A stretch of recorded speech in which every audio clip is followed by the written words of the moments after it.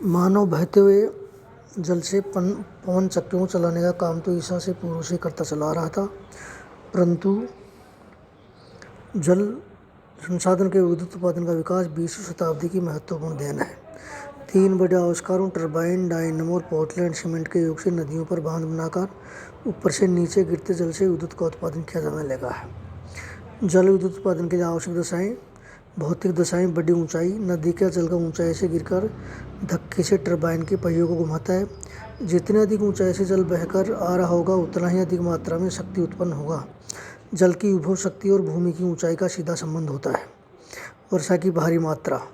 जहाँ तक संभव हो नदियों का उद्गम क्षेत्रों में भारी वर्षा होनी चाहिए ताकि जो सारे वर्षा का जल पर्याप्त मात्रा में बहती रहती है। जल की समान मात्रा का बहना। नदी या झील के बहने वाले जल की मात्रा समान बनी रहनी चाहिए। इसके नियंत्रण के लिए जलाशय, बांध आदि बना लिए जाते हैं। तेज ढाल की भूमियों में नदियों के मार्ग में एक जगह प्रपात बनाकर कई स्थानों पर विद्युत उत्पादन कर लिया जाता है। प्रपात। प्राकृतिक प्रपात और झरने के कृत्रिम प्रपातों की अपेक्षा अधिक अनुकूल होते हैं। तापमान। यह शीतकाल में भी हिमांक से ऊपर रहना चाहिए ताकि नदी का जल जम न जाए। मार्ग में झील। यदि बहते जल के मार्ग में हिम नदी द्वारा निर्मित झीलें हो तो वे अनुकूल होती हैं क्योंकि झीलें तलछट को रोक लेती हैं और जलधारा में तलछट कम हो जाती है। अन्य ऊर्जा संसाधनों का अभाव। यदि कोयला, पेट्रोलियम, गैस आदि का अभाव होता है तो जल शक्ति का विकास आवश्यक हो जाता है। जिन स्थानों पर प्राकृतिक रूप से उपरोक्त भौतिक दशाएं उपलब्ध नहीं होती हैं उन स्थानों पर कृत्रिम रूप से इन दशाओं को प्राप्त करके विद्युत उत्पादन किया जाता है। आर्थिक दशाएं। बाजार की समीपता। सघन जनसंख्या वाले औद्योगिक तथा व्यापार के क्षेत्रों में विद्युत की मांग रहती है, अतः बाजारों की समीपता जल विद्युत उत्पादन के लिए आवश्यक होता है। 400 या 500 किलोमीटर से अधिक दूर तक बिजली को सरलता से नहीं पहुंचाया जा सकता और दूर क्षेत्रों तक पहुंचाने के मार्ग में बिजली का ह्रास होता है।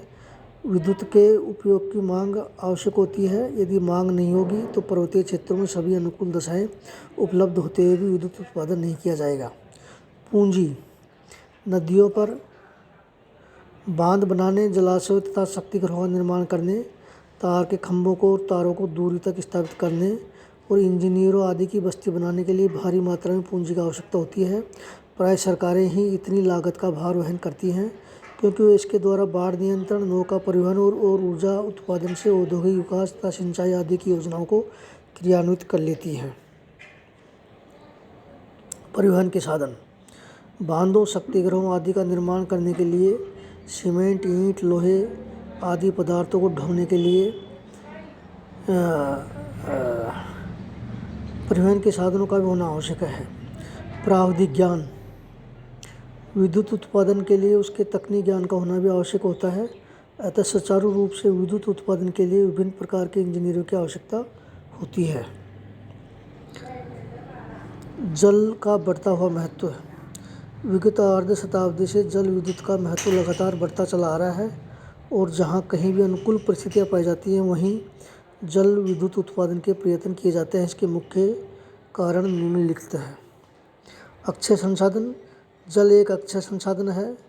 कोयला, पेट्रोलियम, प्राकृतिक गैस तथा अणुईय ईंधन तो एक बार प्रयोग किए जाने के बाद समाप्त हो जाते हैं।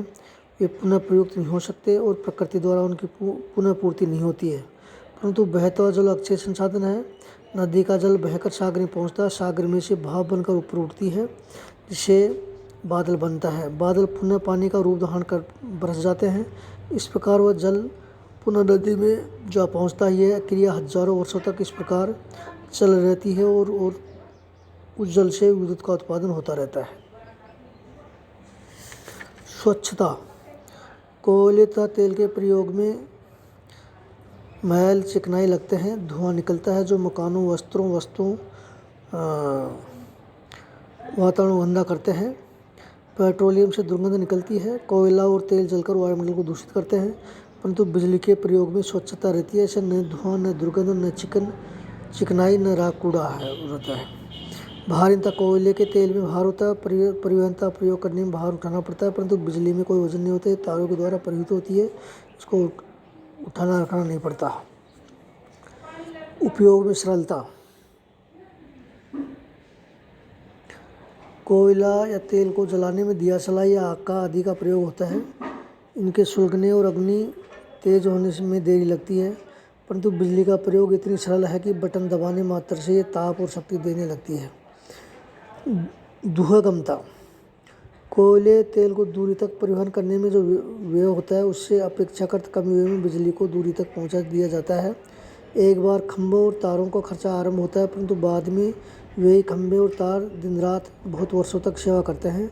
हर बार इसके परिवहन को मोटर रेलगाड़ी की आवश्यकता नहीं होती है। दुर्गम स्थानों तक पहुँच, यह तारों द्वारा संभव होता है। विकेंद्रीकरण में सहायक।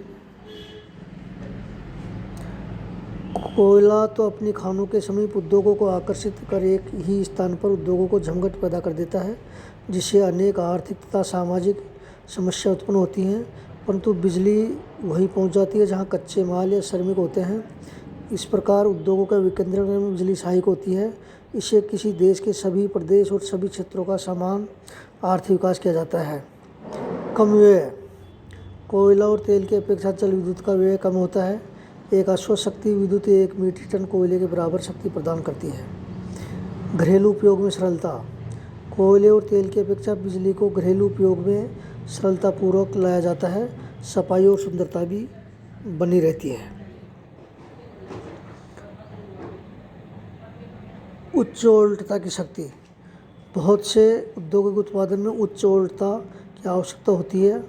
उनमें कोयला तथा तेल से उतनी वोल्टता प्राप्त नहीं होती है। एल्यूमीनियम उद्योग, नाइट्रोजन उर्वरक उद्योगों में, लकड़ी की लुगदी इस्पात उद्योग ऐसे होते हैं। आज का टॉपिक इतना ही।